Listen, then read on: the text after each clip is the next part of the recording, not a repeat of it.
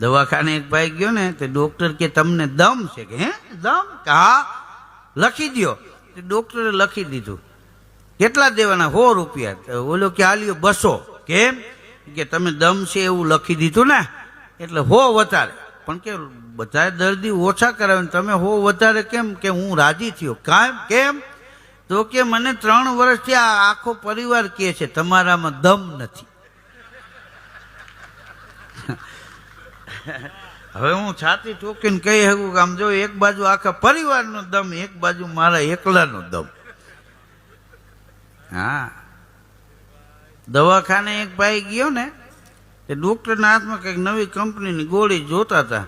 તો ત્યાં જઈને કે સાહેબ મને દવા આપો, મને વેમ છે. કે શું વેમ છે? એ કે હું કૂતરો હોય એવું લાગ્યા કરે. તે ડોક્ટર ચશ્મા પહેર્યા, પગથી માથા સુધી જોયું કે આવો દમ કેટલા સમય થયા, આવો વેમ કેટલા સમય થયા છે? તો કે ગલુડિયું હતું ત્યારથી છે. તે હાથમાં ગોળી હતી, સાહેબ પી ગયા. કે આ વેમના ઓહળ ન હોય કે વયો જા. લેન્ડલાઈન ફોન તે ડોક્ટરે ઘેરે 12 વાગે ફોન કર્યો કે હું સવારે આવું છું, 1:15 વાગે રસોઈ બનાવજો. તેના પત્ની કે શું બનાવવું? તો કે દાળ ઢોકળી બનાવો. એમ કરીને ફોન મૂક્યો ને ત્યાં એક દર્દી આવ્યો.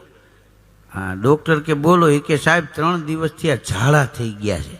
કેવા? એ કે દાળ ઢોકળી જેવા. વળી ક્યારે ફોન કર્યો. એ કે દાળ ઢોકળી રદ રાખજો. પણ કે મૂકી દીધા. એ કે હું આવું એ પેલા ફેંકી દો ને ભીંડો બનાવો. જમવાનું બગાડીને વહી ગયું. બોલો. હા, ગાંધી બાપુ કહેતા દવા, હવા અને હાસ્ય ત્રણેય જીવનમાં ઉપયોગી છે. દવા જેટલી ઉપયોગી છે એટલી હવા ઉપયોગી છે. હવા ઉપયોગી છે ને એટલું જ હાસ્ય ઉપયોગી છે.